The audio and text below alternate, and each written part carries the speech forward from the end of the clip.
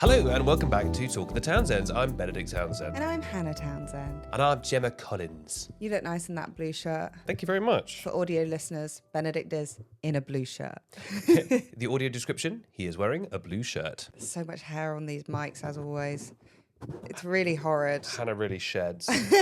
Is our little baby, who has been a little bit in the wars this week. She has. It's time for baby update. And then play the music and everything we have prepared. If you could see her right now, so we had to rush baby Danuka to the vets.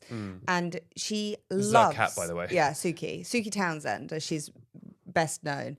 And the little carry case, the horrible little carry case that really only is associated with pain for her. Yeah, because we only use it to take her to the vet or when we moved house, which she hated. And she just loves sitting in there. She's in there right now. She's so happy. She just loves it. She's not coming out of the cage and she's doing just fine. Anyway, we had to run her to the vets. I was very emotional and very upset because she just wouldn't stop being sick. And it was very stressful. She had to have a little thermometer. Up the bottom. I wasn't going to disclose where it went, Benedict. Up the bottom. It's our poor daughter. And she also had to have a big injection. She liked neither of those things. No. She was hissing a lot, which the vet kept calling swearing, cat swearing, which I really enjoyed, because that really is what it is. Her be like, for God's sake. Yeah. She didn't bite. She didn't bite the vet. She doesn't bite. She didn't bite, but there was lots of hissing left, right, and centre. She's also on some special food at the moment, which she hates, which upsets me. Does not eat. I keep worrying that she's off food, and then you'll give her Dreamies. Oh, the girl's fine. She loves Dreamies. I work with Dreamies quite often, and it is like one of the greatest like business relationships of all time because like I just genuinely purchase so many Dreamies in my life. The cat loves them. Mm-hmm. She loves whenever I'm filming an advert for Dreamies because I just have to give her like a healthy amount of Dreamies, obviously, but like she knows she's getting Dreamies as part of the video. She's like, brilliant. Suki also weirdly loves being on camera. If you bring a camera out, it's like she knows where the camera is and she will look like towards it. Yep, she does. Honestly, we've got a theatre kid. Because obviously you can't make a cat do anything it doesn't want to do, and I wouldn't want to try. But like if I need to make a video with her, it's brilliant because I just put a camera down and she'll just walk over and stand directly in front of it. I'm like, oh, I made life easier. We're back with a normal yappy pod, and I know you're going to be very disappointed in that, but it's a normal... People, we did a hashtag yappy pod last time, and people enjoyed it, so we're back with another yappy pod. The theme of this pod, if you will, is going to be dinner party questions. Which is kind of, I guess, if you had to boil down what is this podcast about, our dream is that it's sort of like a dinner party conversation with you. We've noticed you from across the room. We love your vibe. And you've been invited to a dinner party at our house. Before we do that, can I do one small rant and then we can do the dinner party thing? Okay. While it's fresh in my mind. I'm sure I've expressed this opinion on the podcast before. We need to get rid of audience Q&As. People don't know how to do audience Q&As and they need to have the privilege taken away from them. I'm sorry. Well, we've been to a few very difficult audience Q&As this week of just people asking things and I guess putting people in uncomfortable positions where, you know, the person usually A-ing the queue is someone who is in a work setting. So if you say, can you give me a bad example of what you do in a way that then you would be forced to shit on other people's work. Or your own work. No shit, Sherlock. They're not going to answer. We were at a thing and someone's question, and it was a classic, like, is it a question or are you just making a very long statement? But basically this person just slagged off the thing that this person did as a job for ages. And everyone in the audience was like, Jesus. Like, and it wasn't, I don't think they were quite cognizant that that's what they were doing. Yes. But they were insulting this particular thing, and this guy does that thing a lot. So it's like, you're kind of just insulting this guy. And also, it's one of those things where after like 5 minutes, you're like, is there a question here? We were at an event recently where they did the correct thing you do, which is where people can send in questions that then the host gets on an iPad, which they can then vet and read to people. Because that way you can check if the thing has a question mark at the end, which makes it a question instead of, it's not really a question, it's more of a statement. No one cares. Or the thing people do where they put their hand up and just start start pitching themselves. Yes. You know, I'm actually something of a, filmmaker myself, and I'm going to tell you about a project I'm working on for 10 minutes. It's like, no one cares. What are you talking about? Yeah. But the mistake they made is that they did the good iPad thing, and then they just started sending microphones out into the audience anyway. Yeah. I don't know if it's just that, like, the people who have the best questions are too shy to ask them. Is that you? Yes. And the people who are, like, confident to ask them never have good questions. I don't know what it is. What the formula is. Look, we've seen somewhere there's good questions. I will say, and I'm going to name this example, when we saw Tina Fey, someone put their hand up and was asking Tina Fey in depth what she would do to change the inequality of, I think it was like writers getting TV shows, or female writers getting TV shows made in the UK. Yeah. And I'm sure I've spoken about this before, but like, Tina Fey is American, so she doesn't have any sway on female writers getting stuff made in the UK specifically. But also, why are you asking a woman that? I think we should be asking the men who make TV shows. What can she say? Genuinely, and she gave, Tina Fey gave a good answer about, the inequality in, because there is the person who asked the question did give the percentage of how many male stuff gets made versus female. I mean, I think she gave a good answer where she was just like, I don't know, this is a huge structural problem that I cannot solve alone. It's a common thing where, like, your biggest takeaway was like, they would never ask a man that question. No. It's a bit like, there's a similar thing where you get like, with like black creatives where they are constantly asked like, how do we solve racism in the arts? And it's like put on them. And it's like, again, but you would never just ask, like, I would never get asked. No. How do you think we get more black women into comedy or whatever? No. Even though, like, why? It's an equally valid question to whomever you are asking. Yes. But they're like, well, he doesn't, I would get a lot more softball questions. Yes. And and then it's like put on them to be like, well, you have to solve it. Yeah. Because it affects you. And it's like, well, technically it affects all of us. But it's, yeah, man, that was so crazy. They were just like, Tina Fey, can you solve sexism, please? This really, like, complicated institutional system-wide thing. Yeah. And she was just a bit like, she almost put her hands up. She was like, I don't know, man. Like, what do you want me to do? Like, yeah, I don't know, audience Q&As. I just think it should be taken away until everyone's learned their lesson that it can be given back. Also, we're in timeout. We were at an event this week and we met the rudest man in the world. Were we going to speak about it? Yeah, we won't say where we were, but we turned up to something. What's really annoying is Hannah and I are never late. No. To anything. We are so stressed about being late. We turned up to something and we were on time. Bang on time. We arrived at the time the thing was starting, which is not what we would want. We would always rather be early, We turned up on time. So we walked in and this thing had started about 10 seconds ago. Yeah. Right? Which is annoying and is not what we would want, right? And there was 2 free seats in this row. And there was a guy at the end and I went, I'm so sorry, can I get past? And he didn't move. I went, sorry, can I get past? Nothing. And I was like, oh, he's blanking me. Yes. So I had to climb over his legs because he refused to move. He was on the end. I was watching Benedict just straddle this man and he was looking forward with his legs locked in place, looking forward. And I was like, well, and then it was my turn. And I was like, I'm not going to straddle this man. Yeah. Like, I refused. I didn't know whether to go ass to face or from, I was like, neither works for me. I'm not doing that. So I was like, I'm really sorry. All I wanted him to do was move his legs to like the right or left, which is actually quite easy if you're on the end of a row because you've got the whole side to move, right? Yeah. Look, having to like move your legs aside to let people past, it's annoying. I get it. I've done it a billion times. It's always annoying, but it is part of life. And also, if you're on the very end, that's the easiest for you because you can just move your legs to the side. He refused to do it for either of us. Well, so no, I was like, I'm really sorry. Is there any chance I could just get past? He gets up, he shouts in my face. He's like, you really should be on time. And I'm like, yeah, I will say we need to add some context to this. We were having a bit of a bad and hard day as it was. Yeah. And this was one of those things that it just was the last thing on earth that we needed that day of someone just being like, I would just never speak to someone like this. You could be annoyed and say, it's a bit annoying. And I appreciate it is a bit annoying to move, but to kind of shout in someone's face and be so annoyed, I just like didn't understand it. And I wasn't in a place to hear that. No. And the wildest thing was then we watched this whole thing for like hours. And then as it ended, the first thing he did was turn to us and then start having a go at us for being late. Well, I could see he was trying to, because he was like, he was trying to tap me, to touch me. And I was like, and then, And he was like, you really shouldn't be late. And what I find really annoying about that is like, yeah, man. Yeah. We know. Yeah. You know what? I had a really interesting chat with my friend Will yesterday about this. because we were having a conversation about how, like, you know, it feels like etiquette has kind of declined since COVID. You know, people not letting you off the train first anymore, people just barging on, like people getting in your way. Like, it does feel like a little bit of the social contract has been whatever.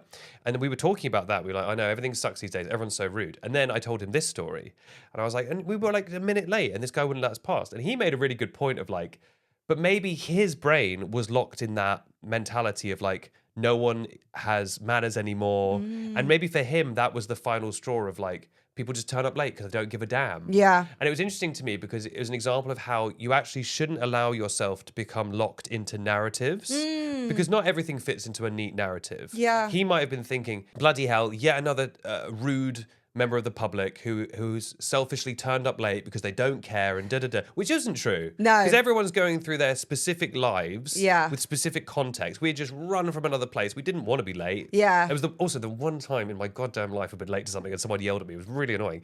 But it was kind of a wake-up call for me of like, maybe I shouldn't always think like everyone's like this because it's all very individualized. Yeah. Now, I will say, you've got to let people off the train first. So that's there's no exception there. But I thought that was interesting. Do you think if we hadn't been having such a hard day, because we were just having a very hard day, like we were very like sad, and so like this thing. It was the 6th-month anniversary of my dad dying. Yes, The guy picked a good day to do this. it was a very unfortunate day. We were quite upset and quite sad, and like it was one of those things that I think that had led to us like being a bit late, because it's one of those of like. We really weren't in a place to really be on that day, if that makes sense. And so we were just a bit behind, weren't it was taking quite a lot for us to show up, if that makes sense. And that's still not an excuse for being, you know, I really think we were 30 seconds late walking into this thing. It's not an excuse for being late, but it is a reason. Like, it was quite hard for us to just show up that day, and then having someone like shout in your face is just like, I just like wouldn't speak to someone like that on my worst day. And it's so funny because it was our worst day. And then this guy just like, it was so rude. Yeah. He then like waited for 2 hours after we'd watched something to then tap me and still say something to me. And it was just, I don't know. Do you think if it hadn't been a bad day, it would have felt it still would have felt rude, but I don't think it would have had the weight it had. No, I think I always would have hated that. I just think that's so out of pocket. I just think that's so because I just would never behave like that. Like, you know, like on my worst day, like right after my dad died, you know, I was so sad and I was just like mad, basically, like mental, trying to process it all. And like, I still wouldn't yell at a stranger. I didn't. There's your evidence. I didn't do that because it's like, you know, well, I don't want to be that person. Who wants to be that person? And also just like, I don't have the right to do that. And also like, I don't know people's context. Like, if someone is like really, really objectively rude to me, I might respond in kind. But like, how many billions of, I mean, we go to lots of screenings, you and I, and there's constantly people moving back and forth. But also, if you're on the end of the row, right, everyone is going to have to get past you. Because what if somebody needs to go to the loo, which you're allowed to do? I don't know. I just thought that man was really rude. I would have pissed myself rather than get up and go to the loo. I was Yeah, like, well, truly, we can't yeah. get back up now. I was like, we're locked in here for life. I'm going to ask you a dinner party question that I came up with yesterday, and I've held it back to ask you until now. I'm excited. If you were one of the first people on Earth in caveman times, what do you think would be the one thing you would pioneer in that time? Interesting. Has anything been invented yet? Do they have fire yet? No, because my friend, she's always cold, and she said she would have been like, guys, we're all a bit chilly. Like, I'm gonna make heat somehow. Sorry, I just don't think you could discover fire anyway except by accident. She also might have discovered like the wool and making the wool. Making the wool, making jackets. Yeah. Yeah, maybe, Or like a blanket. maybe I'd invent like Supreme and I'd have the first like drop shipping business. Can I tell you what I thought I would invent? Well, no, because you've asked me, haven't you? And you haven't listened for my answer. Well, that's not very good etiquette, is but it? it might- What dinner party is this? You would have invented You've asked me a etiquette. question, and then just now I'm going to tell you my answer. You would have invented etiquette. You'd be good in audience Q&A, wouldn't you? No, listen, because it might give you more time to think and more inspiration. I would have invented manners.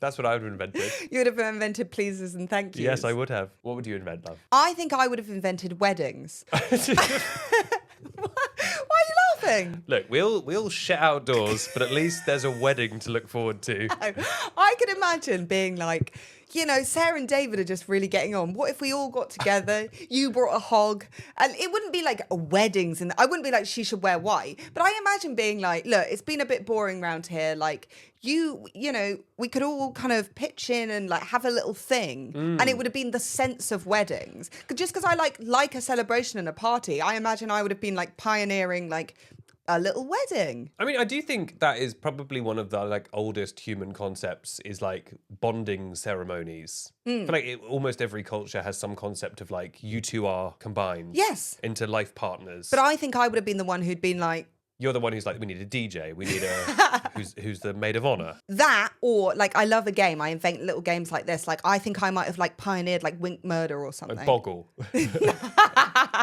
Operation. Yeah. No, I imagine like no. I've got this game. It's called Operation. It's based on nothing. No, like Wink Murder. I think would be one. Sure. Yeah. What would I invent? I can tell you what everyone else said they'd invent. I guess I'll never answer this question. Well, you need some time. My friend Rob said he thinks he would have invented the wheel. That's pretty good. Yeah, he says that he would have killed an animal and been like, a wild wheel. and he would have been like, look, we got to get this there sometimes. He would have like started with stones, kind of rolling stones, and then he'd been like, what if there was like a hole in the middle? And eventually he was like, I think I would have made the wheel. Interesting. I think I still to this day, every so often, every couple of months, I'll look it up. Of like, I don't really understand how wheels work on cars because you have the thing going through the wheel, the axle, right? But all the weight pushing down, why is the wheel not like scraping against that? And There's air in it. No, I'm talking about the inside hole where it goes through. Do you know what I mean? Like, otherwise it's like... And it's because they have like this whole clever system of suspension or whatever. You can't just put a stick through two wheels. It doesn't actually work that way. Just to be clear, Rob wouldn't be inventing like a car wheel. I'd be inventing like sort of a Kia Niro or something. Tracy, I also said the other thing that I thought I might invent is like council. I'd have been like, look, there's too many people chatting here. We should say he should be the lead one to chat. Or like, let's vote. A talking stick. Yeah, I imagine, because I just love a little like, a bit of like, who's in charge here? So I wouldn't have been appointed as anything, but I think I would have been like, we should have one person who talks. And I think it should be me. No, I could imagine that I did that. And then my other friend said she thought she would be like kind of a PA to the main counsellor. What she does now. Yeah, I'd be the jester. I think you'd invent council and then I'd invent political lobbying. So I'd be, one of them was like really into hunting with spears. And I'd be like, guys, we should go all in on spears. And he would slip me some extra meat for promoting it as a concept. What would I invent? Probably like maybe either the Game Boy Advance. What would I invent that would be really useful? Maybe upstairs. In the cave? Yeah, the idea of like a second floor. Building up. Yeah. I don't think that is what you would invent. What do you think I would invent? I could imagine you putting on little plays for everyone. I'd invent culture. Kind of or like writing. Or cancel culture. I'd invent cancel culture. That's what my friend said. In the caves. Rob said he'd invent cancel That's culture. really funny. Sorry, did you see what he wrote on that cave wall? Yeah, maybe you'd put on little plays for everyone. Yeah, I think I'd be the first thespian. I'd be the first caveman to get bullied. I think I'd invent writing of some kind. I think I'd be like, a lot of stuff going on around here in terms of weddings. We really need to be recording all that's going on. You'd create data. I'd create data. I'd create Microsoft Excel. What you'd be like... Neither of us would invent maths. No. We wouldn't see the need. You'd just write down all the weddings. Yeah, I'd be like, Tuesday, yet another wedding. Hannah's obsessed. Hannah's upset. Hannah's being cancelled by the rest of the cave for having too many weddings. Well, I'm like, there's nothing to do in the caves. Like, what if we had a little get together? No, I'd be the one taming all the wolves because I love animals. And animals, I've always said, you remember I said on the podcast that when animals look at me, they go, he's kind, because they can see in my eyes. They can see the There's kindness. a connection. So I'd be the one domesticating the wolves and the cats and the parrots. Time for another wedding. What else do you think I could create? I mean, you're very artistic. Would you not invent painting?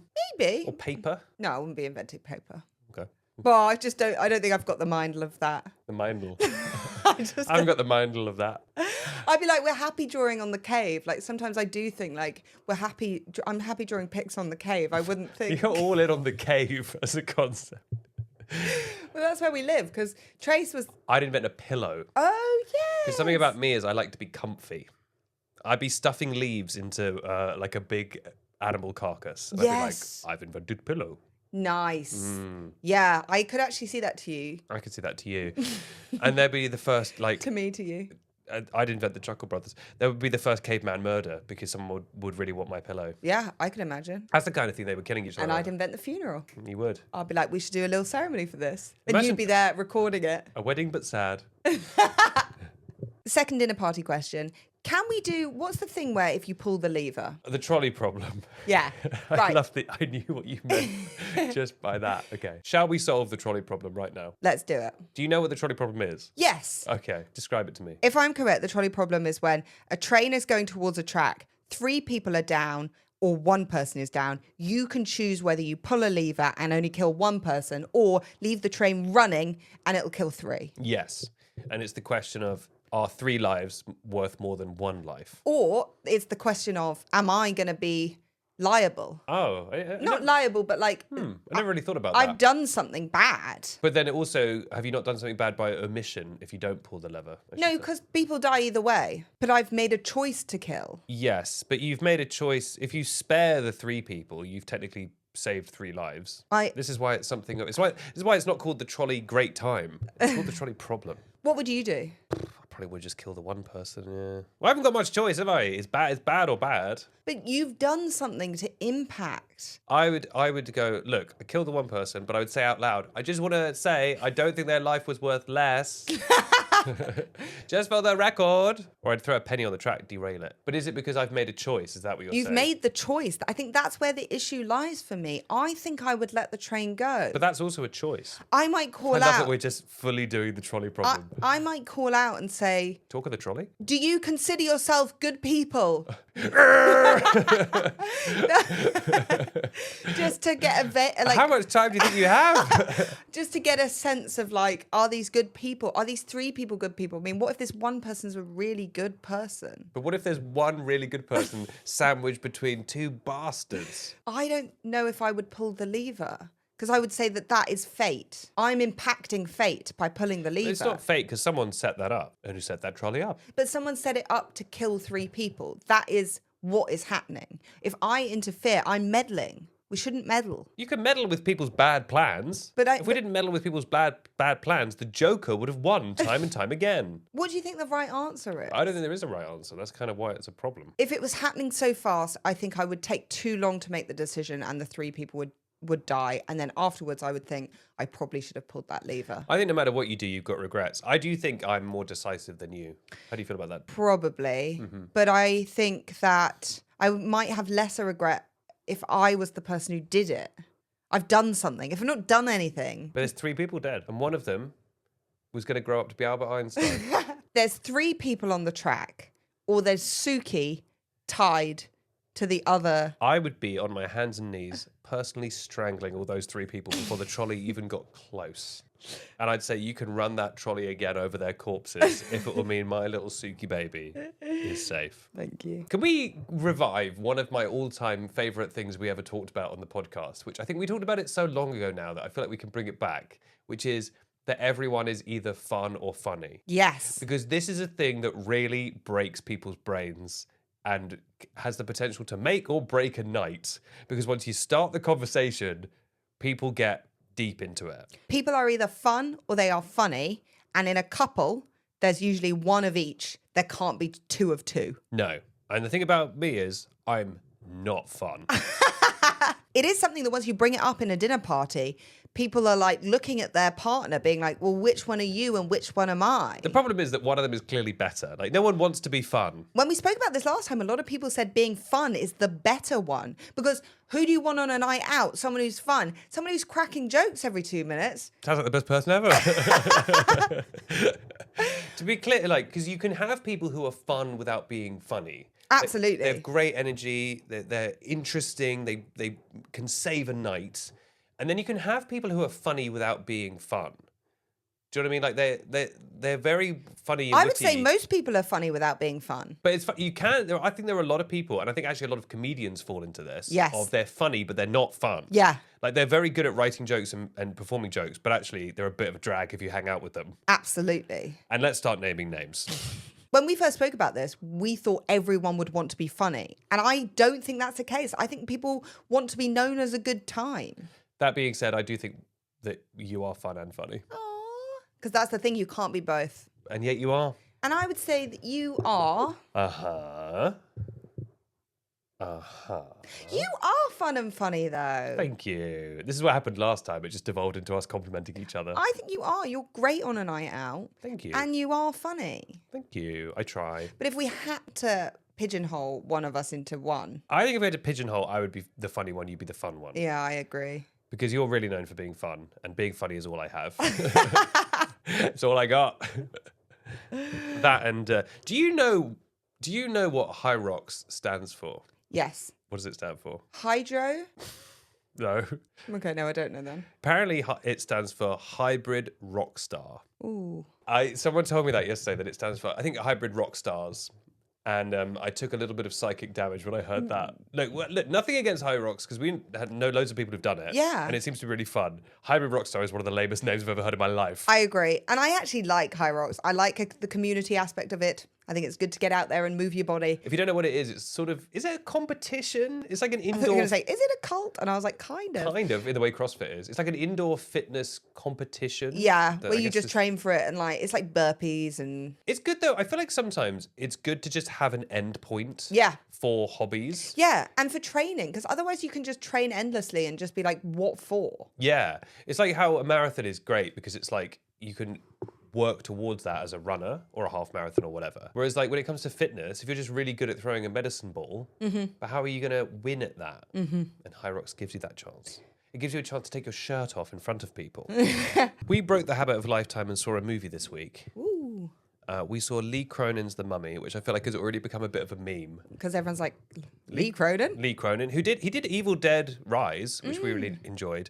It's called Lee Cronin's The Mummy, I guess, because there's been So many. so many The Mummy movies. They were like, they need to specify. Could there not have been The Mummy Rising? The Mummy... Yeah, Fear the Mummy. I really like when they do stuff like Fear the Mummy or something like that. Or yeah, so no, this is Lee Cronin's The Mummy. You may know him from Lee Cronin's Peppa Pig. To be honest, though, if I was making a movie, I'd be like, could I put my name in there somewhere? Yeah, you want to be like an Alfred Hitchcock or something where it's like... With Alan Carr. Yeah, Lee Cronin's The Mummy, based on the novel Pushed by Sapphire with Alan Carr. This is a movie about, well, let's just say it's not your daddy's movie. What did you think of The Mummy?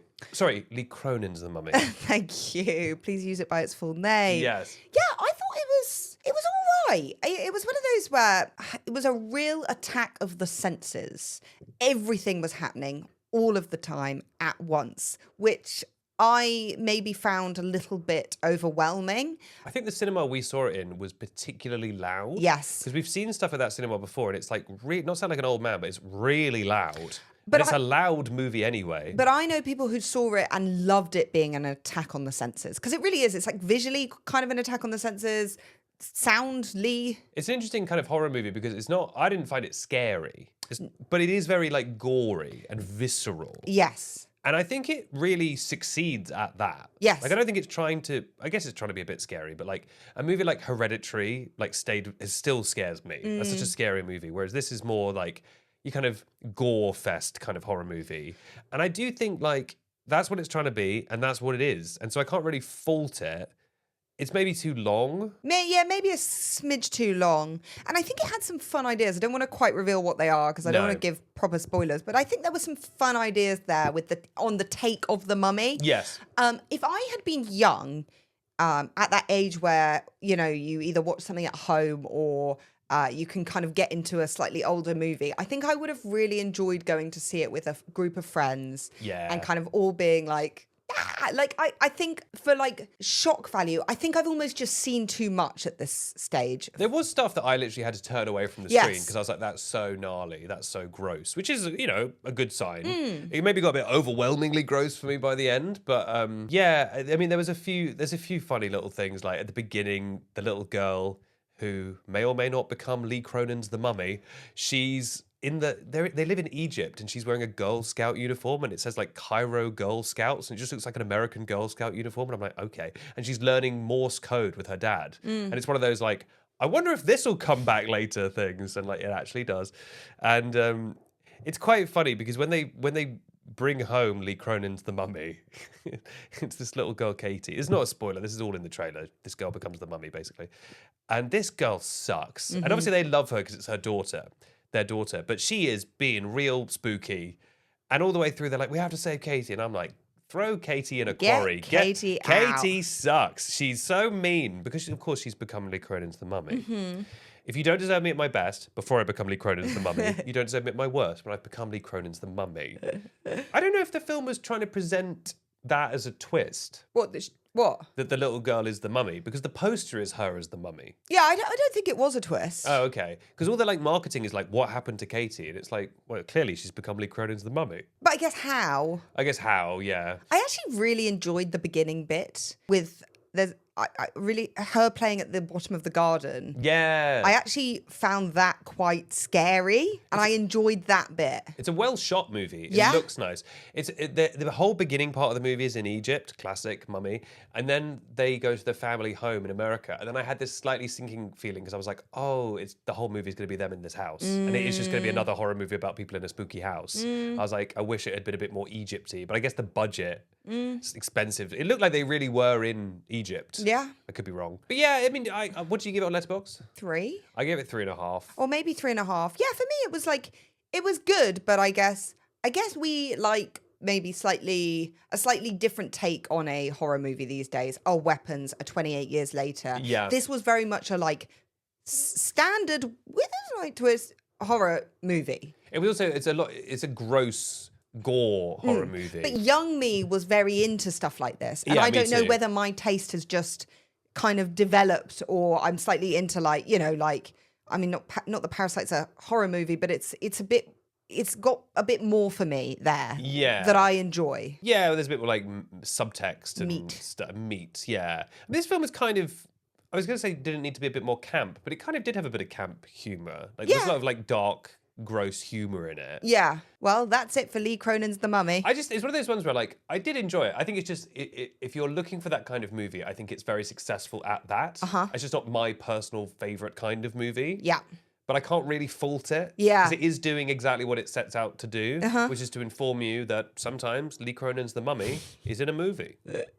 Well, on that note, thank you so much for listening. Thank you for listening to Lee Cronin's Talk of the Townsends. I'm Lee Cronin. And I'm Cronin Lee. We love you. Bye.